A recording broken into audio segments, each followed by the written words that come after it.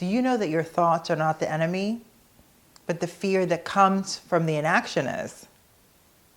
You know how when you're at a party and you see someone across the room and they are just your person, you're vibing them, they're vibing you, and the fear comes up from within you and 500 negative thoughts comes up, and those thoughts prevent you from actually walking across the room and introducing yourself. Or it could be you're at the office. There's a new position that came out. This is the perfect job for you. You are so qualified for this. There's room for you to grow and expand on this. I mean, you can take this new position and rock it. And just when you're going to go and apply for it, fear comes up. And then these thoughts start coming up about why you shouldn't do it, why you should just stay comfortable and be where you are. The point of this moment together is to identify where this fear comes from, what to do about it, and to use 7 little steps in order to move on. Hi, I'm Vanessa. I'm a life coach. Now let's get to it. Facing our fears can be really scary. At the same time, it's exactly what we have to do in order to overcome them. Have you ever been in a rut where you're just like, oh my goodness, I don't like going to work anymore? Or you're just not feeling it. You feel like you're not growing. And way down deep inside, when you take a moment to look at it, you see that, man, there were a couple of opportunities here that I didn't take them. And coming to work, somehow, you're facing it that you haven't done something to do more and be better, but you're not really acknowledging the emotions behind it. So there's 7 little steps, 7, and we're going to go through each one of them. So, number 1, thoughts lead you to the fear. Most of us run away from fear. Now, I'm not talking about your life is in danger fear. Let's get clear, all right? I'm talking about the kind of fear when it's something you want and you don't pursue it because you're afraid. And those thoughts come up with 500 reasons as to why you shouldn't do this or experience this. Because it's better to be comfortable and be where you are versus going and taking a step forward into that land of uncomfortable, of stepping out of your norm. That's what I'm talking about, the thoughts that lead you from that fear. So number 1 is when you have that thought that leads you to the fear, point yourself in that direction and say, what are these little thoughts trying to prevent me from seeing? Okay? Number 2, once you see the fear, face it. What is it about, for example, this position that I really want in my office? What is it about that scares you? Is it that you don't have enough education? Is it that you're overeducated? Is it that your boss is not really nice?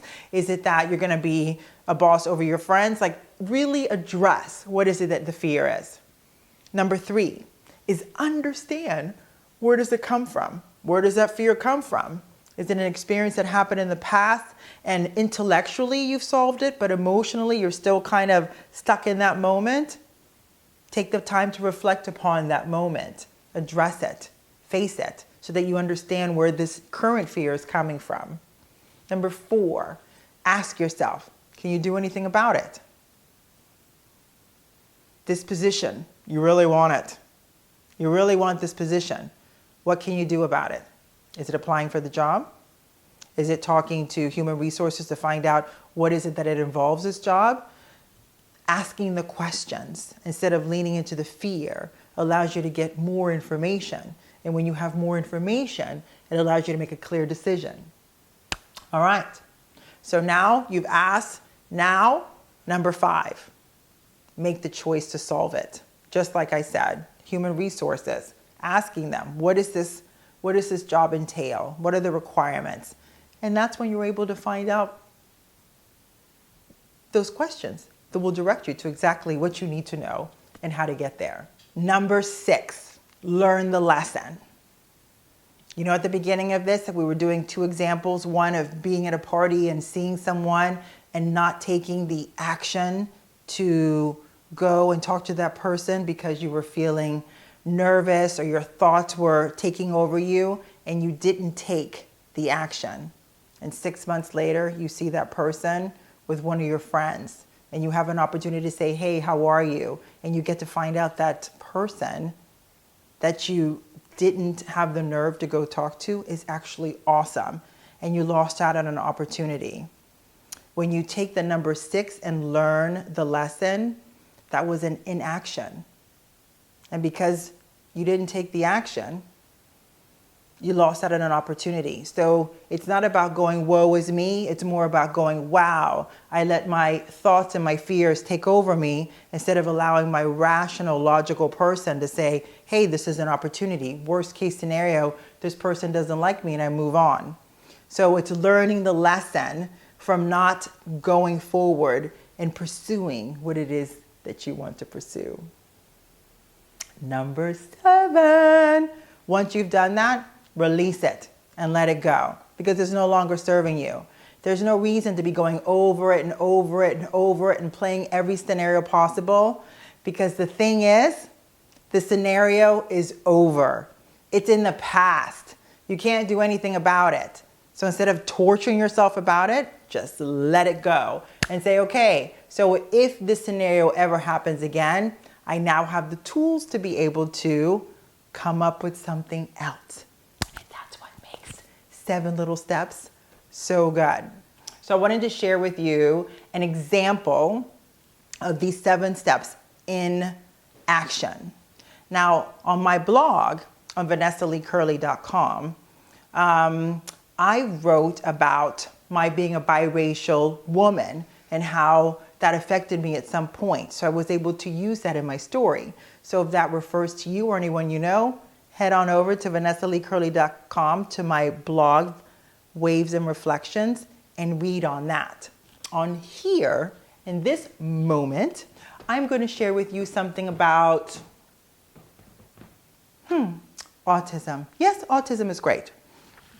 So yesterday, actually, my son, who is severely autistic and lives in a group home, fell down really bad. He's having some mobility issues, and he hit his head to where the nurses had to come in and put the butterfly stitches on, and it was super swollen, and his face was like this big. His lip was super swollen, and I think that one of his teeth are cracked or, it's moving. So the fear that always comes up, because he doesn't live with us, that somehow I'm a bad mother. Right? That's always my go-to fear, that I'm a bad mother because he doesn't live with me. I don't take into consideration that he's living his best life, that he's very well taken care of, that he's super happy, as are all of my children that are over the age of 20, living independently, going to university, working at their jobs, just living amazing. I don't have a fear that I'm a bad mother to them, but somehow, because my son is autistic and, severely handicapped, that I'm a bad mother. So when they called me from his group home yesterday and shared with me what had happened, I was breathing heavily and then remembered thoughts that lead you to fear. What am I afraid of here? He's okay. They're telling me he's okay. The nurses, 2 nurses actually, were there and they're taking care of him right now. When I face the fear, number 2, what is my fear? That I'm a bad mother. Am I a bad mother? No, I'm a pretty freaking awesome mother. So understand where it came from is number 3. So I understood where it came from, and what I know to be true in my own life experience is that when you are a parent of a special needs child, there's this guilt that comes, that just is part of your presence. It's the guilt of, did I not eat healthy enough? Did I exercise too much? Did I take the wrong vitamins? What the hell did I do in my karmic line of me and my existence that I got this child who is autistic? That's the fear. And then I think to myself, this child is amazing. It has made me the person that I am now as I live and breathe. The experience of being with him has allowed me to be more compassionate and be more open and help people, which is the purpose why I'm a life coach and why I specialize in relationships and families with autism. When I asked myself, what can I do about this specific situation? I was like, yeah, nothing. He's in great hands. Nurses are there. He's being well taken care of. And then number 5, make the choice to solve it. There's nothing to solve because he's being taken care of. So there's that. And then learn the lesson. What is the lesson for me to learn? That he is in great hands. Everything's okay. There's nothing to worry about.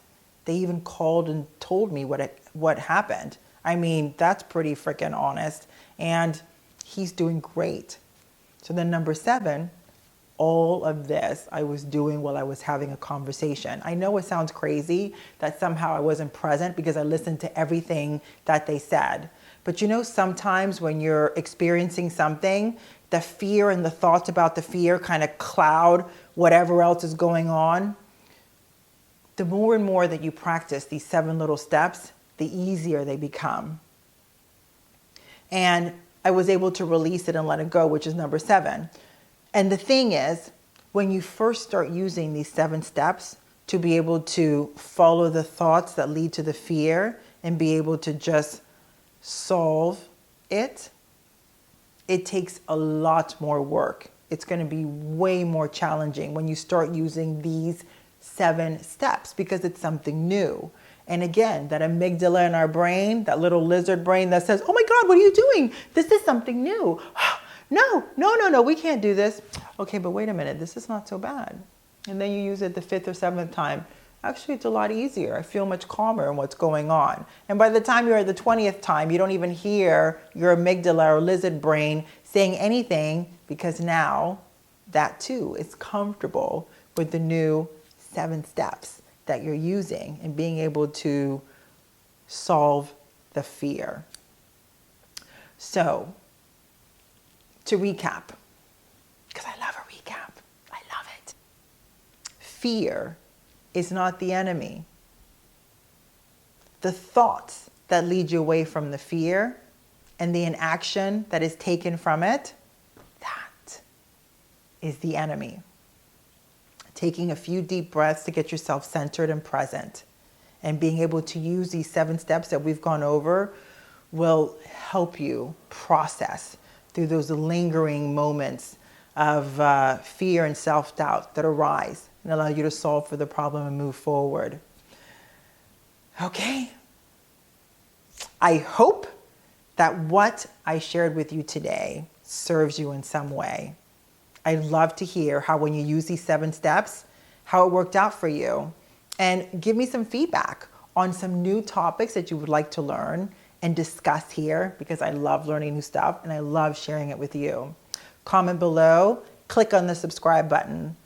You can always find me at vanessaleecurley.com. You can always ask me a question or send me a message. You can check me out on my social media platforms, Words by Vanessa. You can always send me a message or a like, and I'd love to get back to you. Remember, when we value ourselves, we value each other. Take care.